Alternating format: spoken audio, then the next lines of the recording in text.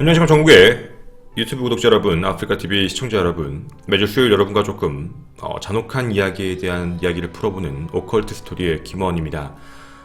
오늘 이 컨텐츠는 제가 그동안 여러분과 매주 수요일마다 디벳과 관련된 이야기들을 전달을 해드렸는데, 외국에는 디벳 관련 사건을 정리하는 기자분들도 계십니다. 디벳 뉴스 페이지가 따로 있거든요. 근데 이제 그분들 중에 제가 총 2분과 같이 교류를 맺고 매달 일정 금액 몇 달러를 지불을 하면서 저희 컨텐츠를 이제 왔다 갔다 봤는데, 그 중에 한 기자님께서 저에게 초창기부터 했던 얘기 중에 하나였습니다.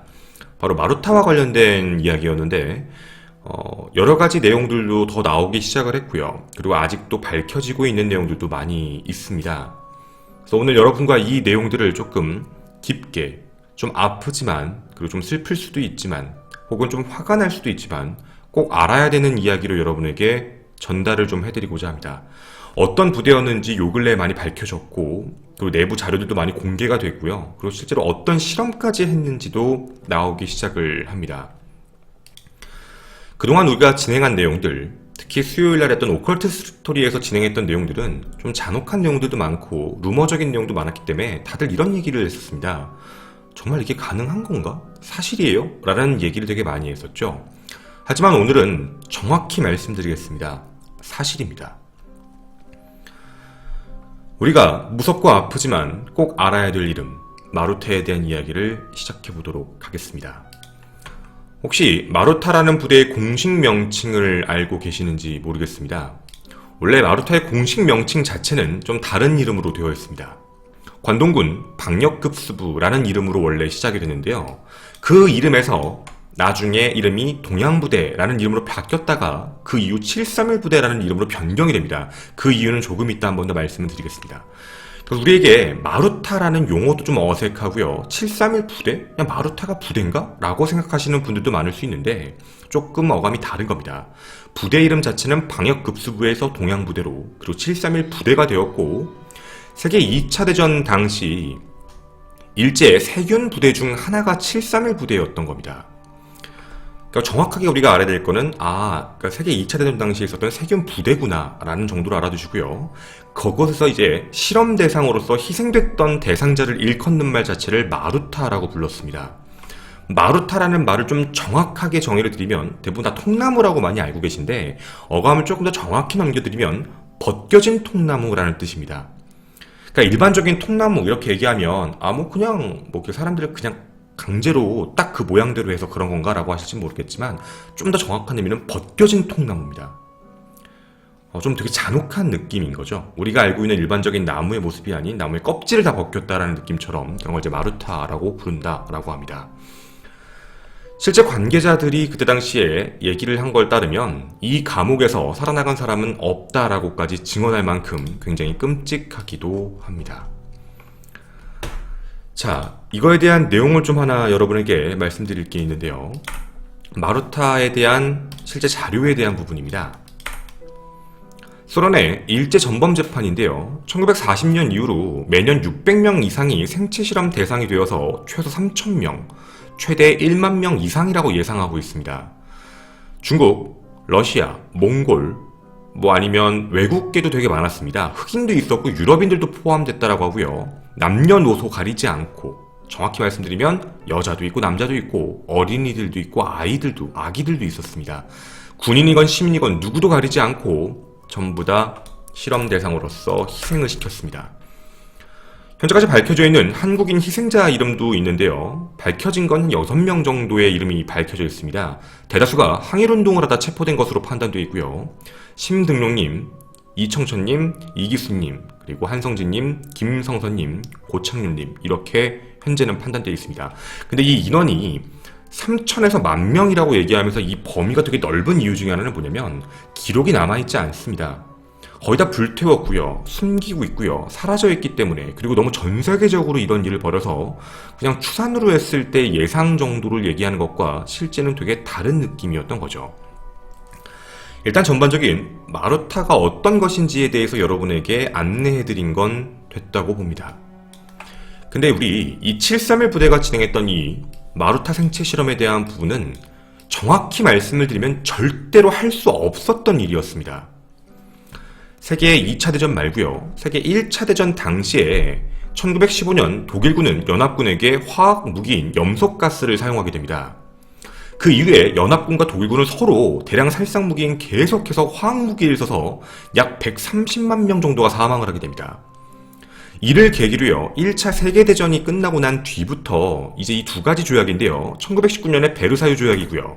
그리고 1925년 제네바 의정서에서 서로 또 이제 합의를 하게 됩니다. 앞으로 대량 살상 무기는 생화학 무기로서의 사용을 전면 금지하자라는 법안이 하나 통과됐던 겁니다. 그런데 조금 격하게 말씀드려서 죄송합니다. 이 일본 개새끼들이 관동군 731 부대가 패스트균을 배양하기 시작하면서 감염돼 있는 벼룩, 즉 세균입니다.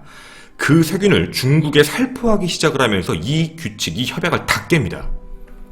그리고 포로와 생체 실험자들에게 주사로 이 세균을 직접적으로 주입하고요, 화학무기 실험을 해버린 겁니다. 정확히 절대로 일어날 수 없었던 이유는 하지 말자고 이미 끝났던 얘기인데 그걸 다 뒤집어서 그냥 일본이 먼저 자행을 했던 것입니다. 이제부터 이 말도 안 되는 일을 시작했던 창설인 주도자부터 말씀을 드리도록 하겠습니다. 이 일 때문에 이렇게 많은 사람들이 사망을 하게 됩니다. 아주 끔찍하게 말입니다. 바로 이 새끼입니다. 이름은 이시시로. 동경대 의학부 출신으로서 물론 당시에 국가적으로 봤을 땐 그쪽에서는 엘리트라고 부를 만한 사람이었겠죠. 이때 당시에 이 사람은 조직을 점점 키워나가기 시작을 하면서 일본 대본영에 한마디를 합니다.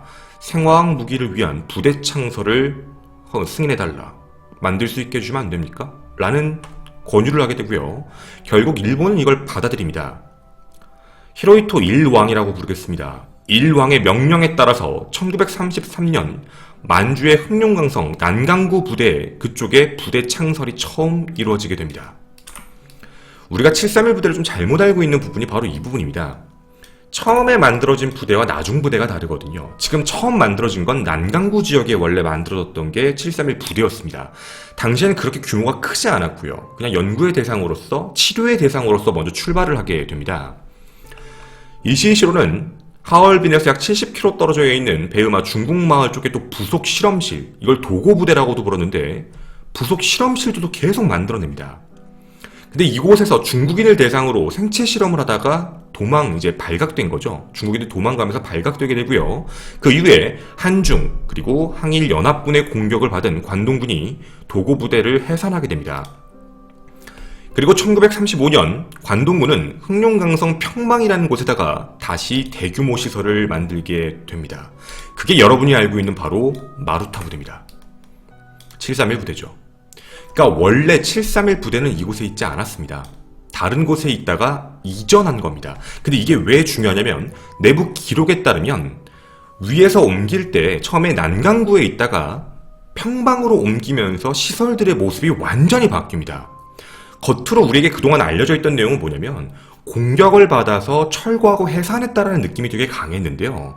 이제 조금 나중에 밝혀진 쪽으로 가보게 되면 그런 부분보다는 고의적으로 조금 더 사람이 많은 가까운 지역으로 해서 평방의 731 부대에 대한 대규모의 부대를 만들고 시설 자체를 설립하게 되는데 이 안에는 지금 보시는 바와 같이요. 관사도 있고요. 장교들이 머무는 감옥도 있고 비행장도 있으며 실험실도 있습니다. 우리가 알고 있는 731 부대의 모습을 드디어 이때서 나오게 된 겁니다. 이시시로가 실제로 만들었던 이 부대가 점점 커지게 됐던 이유 중에 하나는 내부에 나오고 이렇게 발전됐던 이유 중에 하나가 그거였습니다. 위에서 말씀드렸던 난강구에서 실험을 실제로 하면서 점점 생화학 무기에 대한 치명도가 커지기 시작했고 이걸로 분명히 전쟁에 대한 승리를 이끌 수 있다라고 믿었던 아마 일제의 만용일 것 같습니다. 그 생각 때문에 더 확대해서 더 가까운데 그리고 이 주변에다가도 계속적으로 부대 창설 승인을 내리게 됩니다. 1936년 방역급수대라고 불렸던 이 이름은 3,000명까지 인원이 늘게 됩니다. 이 안에서 근무하는 사람이 3,000명입니다. 방역급수대라는 일반적인 단체처럼 명칭을 붙였다가 1941년 이름이 특수부대 731 부대로 이름이 변경됐던 겁니다. 그거와 마찬가지로 이시시로의 권위도 그리고 이 사람의 지위도 계속적으로 올라갔던 거죠. 이시시로는 말도 안 되는 실험을 계속 자행합니다. 그 어떤 누구도 가리지 않고 실험 대상으로 삼았던 거죠. 자신의 승리 그리고 자신의 승진을 위해서인지 모르겠습니다. 대상자도 파악하기가 너무 어렵습니다. 생화학 무기도 얼만큼 썼는지 확인도 안 됩니다. 너무 많이 썼기 때문입니다. 현재까지 알려져 있는 바에 따르면 이 안에 731 부대에는 8개의 부서가 있는데요. 밝혀진 자료를 그대로 공개해서 말씀을 드리겠습니다. 헌병대를 포함해서 린커우, 무단강, 그리고 수누, 하이라우, 다렌 지역의 162 부대, 643 부대, 673 부대, 543 부대, 319 부대의 지부까지 존재해서 731 부대를 지키고 있었습니다. 731 부대의 총 8가지 부서 중 일부, 첫 번째 부서가 했던 얘기는 감염, 결핵, 패스트, 콜레라균 등 각종 전염병에 대한 연구를 하는 기관이었습니다. 300~400명 정도 각 감옥마다 사람을 가둬놨고요. 여기에 있는 마루타들에게 세균 실험을 직접적으로 했던 게 바로 1부였습니다. 그리고 2부는 생물학에 대한 무기 연구를 하기 시작했는데요. 병균 기생충을 퍼뜨리는 장치, 즉 1부가 이런 세균을 발견했다 라고 하면 2부는 이거를 여기에다가 넣으면 퍼질 거야 라고 하는 겁니다. 그리고 3부는 병균을 포함한 수류탄을 만들기 시작합니다. 그리고 4부는요, 생산부입니다. 위에서 나왔던 이렇게 하면 세균이 빨리 퍼지는구나 라고 알았기 때문에 그 세균을 어떻게 하면 빨리 퍼뜨릴 수 있을지를 대량 생산해내는 그런 부서였습니다. 그리고 5부는 각 요원을 훈련하는 훈련기관이었고요. 6, 7, 8부는 이제 시설, 팩토리와 관련되어 있는 부분과 그리고 이제 의학에 대한 부분 그리고 행정부서 이렇게 해서 총 8개의 부서로 체계적으로 관리가 됐습니다. 정확한 건 그냥 우리가 아는 작은 부대는 절대 아닌 겁니다. 굉장히 큰 예하 소속 부대까지 있고 특별부대로서 일왕의 명령을 받는 그런 부대였습니다. 현재까지 밝혀진 바의 내용입니다. 1945년 8월 9일 일본 육군성은 자신들의 패전을 미리 알고 곧바로 부대 시설을 파괴를 지시합니다. 공병대가 긴급 투입돼서 8월 9일부터 13일까지 총 4일간 이 본부 하나를 제외한 나머지 모두를 폭파시킵니다. 그래서 증거가 많이 남지 않았던 겁니다. 그런데 요즘에 속속들이 밝혀지고 있습니다. 이 안에서 도대체 어떤 실험을 한 것인가에 대한 부분이요. 카더라라는 얘기로 되게 많이 나왔었습니다. 현재 이 안에서 발견된 실험에 대한 종류를 다 분산시켜서 얘기해보면 어떻게 보면 짧고 어떻게 보면 긴 시간 동안 약 수백 가지, 최소 300가지 정도의 실험을 했다라고 알려져 있고요. 최대는 1000가지가 넘을 수도 있다라는 이야기도 나오고 있습니다. 그 중에 현재 확인된 것 중 잔혹하고 끔찍한 실험들 몇 가지를 여러분에게 말씀드리고자 합니다. 첫 번째입니다. 바로 동상실험입니다. 동상실험부터 사진을 보여드리고 얘기를 시작하도록 하겠습니다. 이 사진입니다. 생물학자 요시무라 히사토라는 사람은 저체온증에 대해서 관심이 굉장히 많았습니다. 요즘에 많이 밝혀진 내용도 있는데요. 얼음으로 일단 가득 찬 곳에 포로의 사지를 담그는 부분이 먼저였습니다. 과연 동상이 어디까지 고통을, 언제까지 고통을 느끼지? 어느 시점이 지나가면 못 느끼지? 이런 부분이었던 거죠. 사지 어떤 부분이든 상관이 없었습니다. 손이건 발이건 어느 곳이든 말이죠.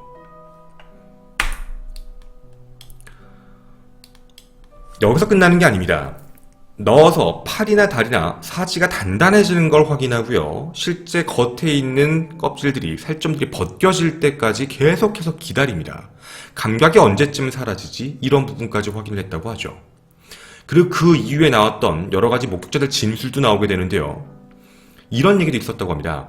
팔, 다리를 이제 완전히 언 상태에서 밖으로 꺼내놓은 상태로 지팡이 같은 거로 계속 때리는 것도 확인을 해봤다라는 얘기가 나옵니다.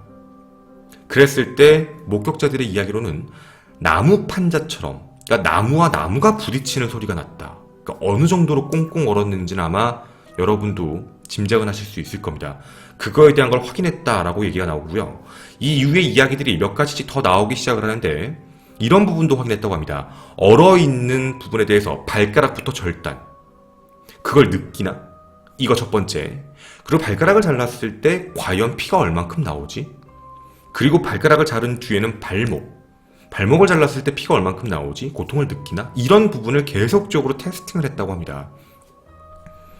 그리고 그 뒤에 이런 일부의 실험도 있지만 이 이후의 실험도 뭐가 있었냐면 얼었으니까 빨리 녹을 수 있나? 라는 생각에 정말 뜨거운 물에다가 다시 손과 발을 넣게 했던 겁니다.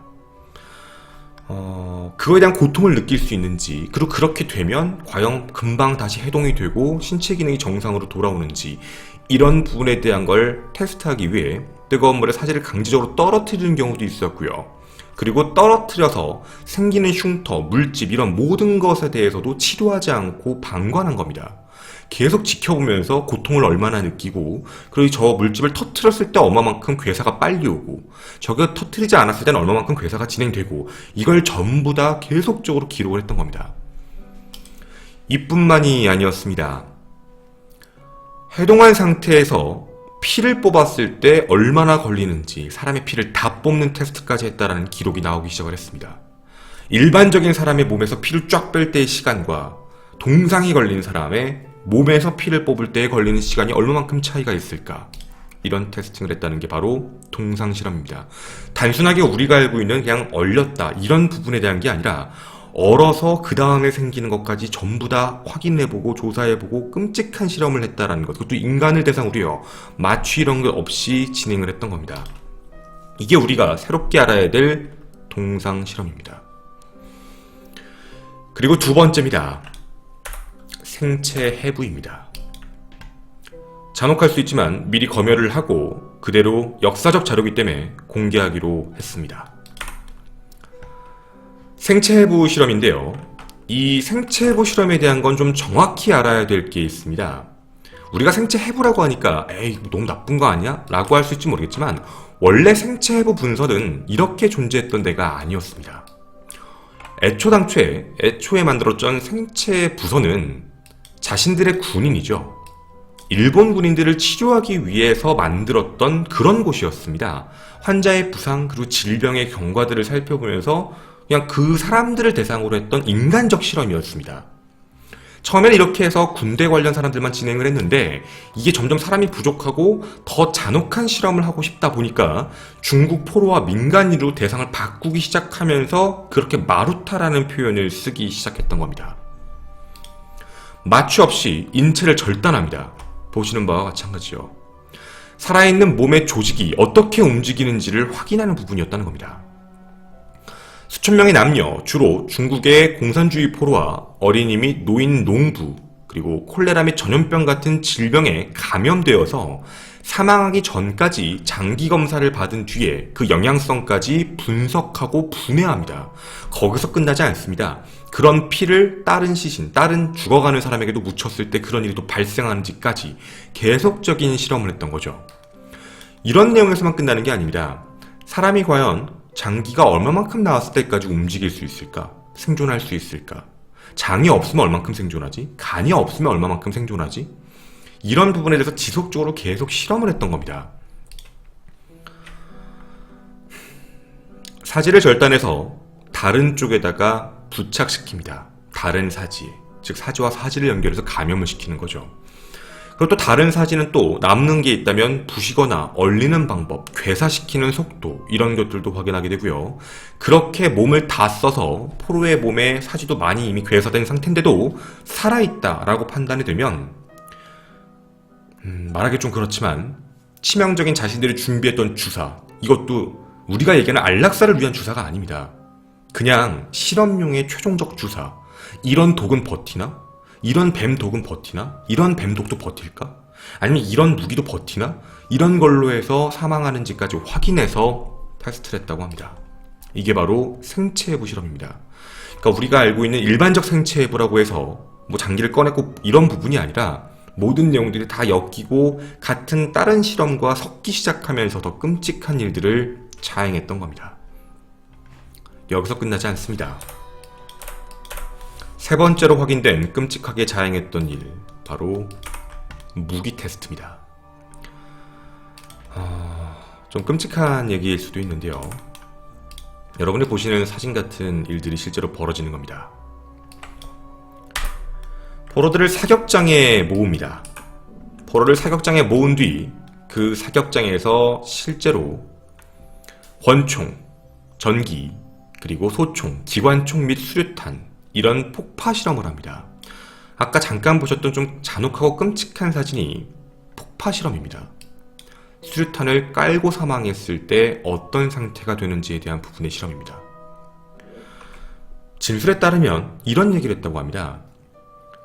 돌아가신 분께 수류탄의 모양은 우리가 다 비슷하게 알고 있잖아요. 근데 그 수류탄의 모양처럼 생기지 않은 걸 주면서 이거를 너의 품 안에 안고 엎드린 상태로 너가 10초 정도만 버티면 널 풀어주겠다. 웃으면서 말을 했다고 합니다. 물론 목격자 진술입니다. 그래서 그거에 대해 사람들은 정말 풀어주는 거냐, 가족을 만날 수 있는 거냐 라는 얘기에 희망을 얻고 자발적으로 자기가 하겠다라고 나서면서 폭탄을 몸에 쥐고 누웠다라고 합니다. 그렇게 다들 사망하셨죠. 그렇게 해서 얼마만큼의 강도면 사람의 사지가 터지나 아니면 그 안에서만 터지나 이런 부분까지 다 테스트를 했다라고 합니다. 여기서 끝나는 게 아니라 상처의 패턴까지 확인했다고 합니다. 권총을 쏘게 되면 권총이 어떻게 뚫고 지나가는지, 소총은 어떻게 뚫고 지나가는지에 대한 상처의 패턴도 확인하고 사람이 죽어가는 사람과 죽은 사람의 신체에서도 비교를 하게 됩니다. 어떤 얘기냐면 이것도 저도 보면서도 다시 한번 믿지 못했는데 이미 사망한 시신을 세워놓고 살아있는 사람을 세워놓은 상태로 양쪽에 똑같은 거리에서 똑같은 총을 쏩니다. 그렇게 확인하고 두 시신에서 과연 어떻게 총알이 나가고 패턴이 어떻게 다른지에 대한 모든 연구를 자행했던 겁니다. 이것뿐만이 아닙니다. 대부분 군인들 쓰는 총검입니다. 여러분이 보시는 것처럼 이런 거에 대한 테스팅이 아니라 사무라이가 쓰는 칼 실험까지 했습니다. 그래서 목을 잘라보는 실험까지 전부 다 하게 됐고요. 화염방사기 실험을 합니다. 화염방사기를 얼마만큼 노출시켰을 때 피부가 벗겨지는가, 얼마만큼 노출시켰을 때 어느 정도 3도 화상 아니면 끔찍한 화상의 정도가 나오나, 그리고 얼마만큼 생존하는가, 얼마만큼 더 들어가면 바로 사망을 하는가, 그리고 그거에 대해서 느끼는 고통이 어느 정도인가에 대한 모든 부분을 기록하게 됩니다. 그리고 가스실에서는 신경가스 및 그리고 물집이 자꾸 생기게 되는 거죠. 그런 거에 대해서 조사를 계속합니다. 이 정도 투여하면 물집이 이만큼 생긴다. 생화학 무기 때문에 물집이 생기는 거거든요. 이런 것만 끝나는 게 아닙니다. 무거운 물체를 마루타에게 떨어뜨립니다. 이렇게 말을 했다고 합니다. 받아봐. 이거 받으면 살려줄게. 밑에서 사람들이 서 있습니다. 그리고 던진 겁니다. 그걸 받고 사람이 어떻게 되는지 이런 테스트를 한 겁니다. 무게에 따라서, 높이에 따라서, 속도에 따라서, 그리고 모양에 따라서. 이것만 있는 게 아닙니다. 음식물을 빼앗습니다. 물도 빼앗깁니다. 얼마만큼 생존하는지 확인을 합니다. 저도 이 정도만 남을 줄 알았습니다. 근데 요즘에 밝혀지는 내용에 이런 내용도 나오더라고요. 물을 예를 들어서 일주일 뒤에 일주일까지 마시지 않으면 사망한다 라고 나왔다고 가정했을 때 3일 정도 4일 정도 되면 그 물을 원하는 수치가 극각까지 올라가게 된다. 3, 4일쯤 되는 날 바닷물만 준다. 바닷물만 줬을 때 어떤 현상이 벌어진다는 테스트도 하게 됩니다. 그리고요, 저도 이건 좀 믿지 못했지만 어쨌든 적혀있는 내용이라서 읽어드리도록 하겠습니다. 3, 4일 동안 물을 못 마셔서 정말 물을 먹고 싶어서 힘들어하는 사람에게 가서 한마디 한다고 합니다. 물을 줄까? 네, 물을 주십시오. 그러면 일단 앉아봐. 손발을 묶고요. 해봐. 물 줄게. 깔때기 같은 걸 입에 고정시킨 뒤 100도씨가 넘는 끓는 물을 그 입안에 부었다고 합니다. 그리고 식도부터 위까지 어디까지 과연 익는지, 물이 100도일 땐 어디까지 익을 수 있는지, 물이 150도일 땐 어디까지 익을 수 있는지, 물이 200도일 땐 또 어디까지 상처를 입는지 이 모든 부분을 확인하고 계속적인 테스트를 했다고 나오게 됩니다. 이뿐만 아닙니다. 인간의 피가 아닌 동물의 피를 사람에게 주사합니다. 피는 함부로 섞이면 안 됩니다. 응고가 되기 때문이죠. 모르지 않습니다. 그런데도요, 혈액 응고 반응에 대한 조사를 합니다. 각종 동물의 피를 뽑아서 인간과 결합시켜보는 거죠. 과연 응고가 되나? 당연히 이론적으로는 불가능한데 할 수 있지 않을까? 자신들만의 생각입니다. 정말 끔찍한 일인 거죠. 혈관이 막히거든요. 장시간 X선 노출 실험도 자행하게 되고요. 피실험자들의 생식기 관련된 부분들도 계속 X선에 노출시켜서 어떻게 괴사하는지 그 부분까지 확인을 하게 됩니다. 이뿐만이 아닙니다. 조종사랑 낙하산을 타고 다니는 사람들, 낙하하는 사람들을 위해 그 연구를 하기 위해 기압, G라고 부르죠. 기압에 대한 연구를 하기 위해 인간들을, 사람들, 마루타들 원심분리기에 집어넣습니다. 원래는 곤도라라고 해서 이렇게 돌리는 게 따로 있는데 원심분리기에 집어넣은 겁니다. 원심분리기에 넣어서 그냥 돌린 거죠. 의식을 잃거나 사망할 때까지 계속 높은 압력을 줬던 겁니다. 대부분 전투기가 뜰 때, 전투기가 올라가는 데서 대부분 5G, 6G 뭐 이렇게 올라간다고 합니다. 대부분 이제 공군 뭐 파일럿 되시는 분들이 곤돌라에서 연습을 할 때 이제 그걸 좀 버티는 연습을 이제 많이 하시게 되는데, 이거를 10에서 15G까지 올렸다고 합니다. 대부분 어린아이들은 10에서 15G 정도가 되면 사망을 했다라는 기록까지 확인이 됩니다. 10에서 15G요. 이렇게 말씀드리는 게 맞겠습니다. 1G가 우리가 평균적으로 느끼는 몸무게, 제가 몸무게가 70kg라면 1G에선 70, 단순한 얘기입니다. 2G에선 그게 70kg가 더 올라간다고 느껴지면 된다고 합니다. 점점 그 중압감을 느끼는 건데 10G, 15G면 자신의 무게에 대한 10배에서 15배를 버텨야 됩니다. 어린아이들이 그걸 어떻게 버티냐는 거죠. 여기서 끝나지가 않습니다. 매독 실험을 자행합니다. 성병 때문입니다.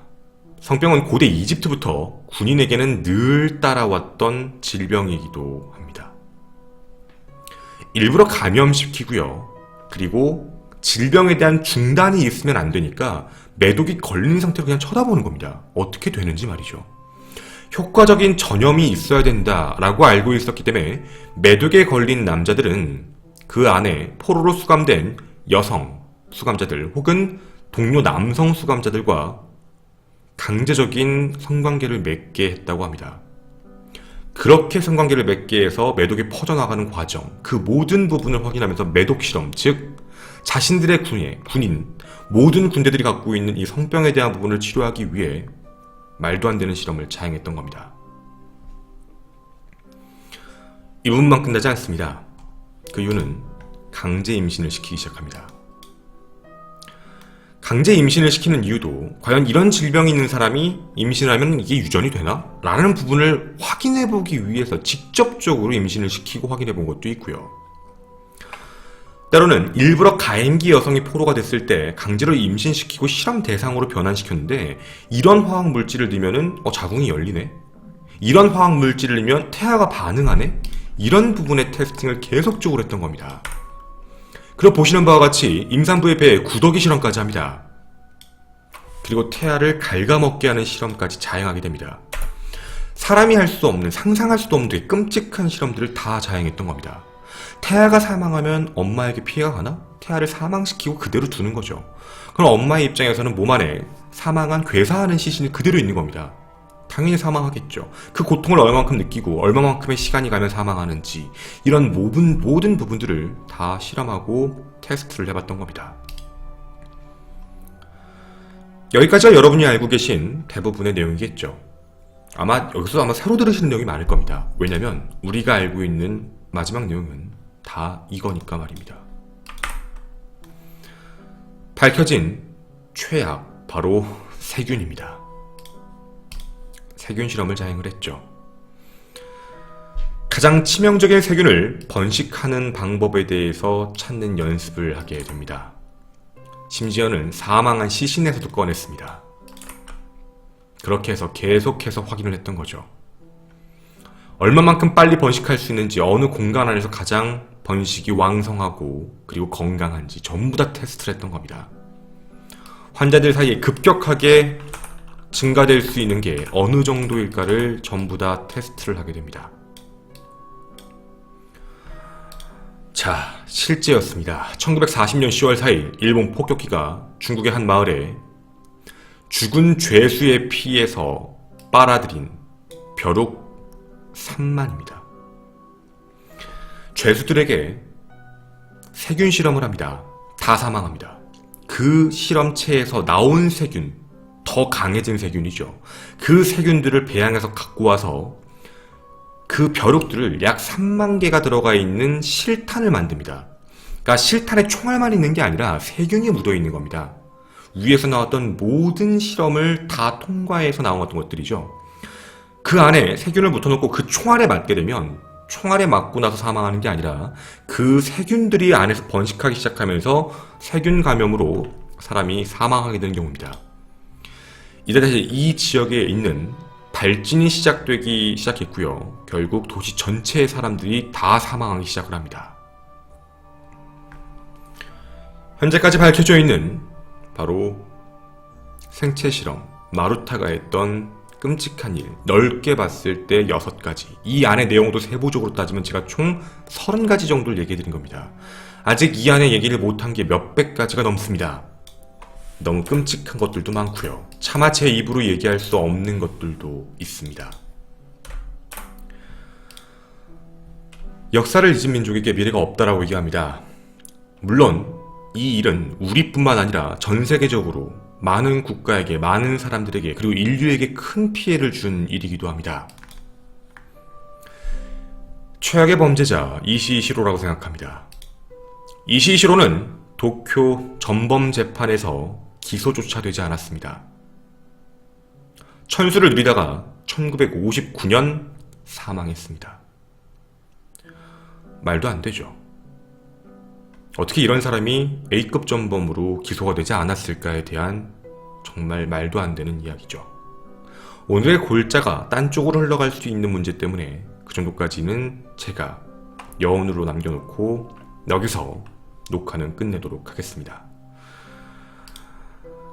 여러분과 매주 진행하는 오컬트 스토리 김원이었습니다. 감사합니다.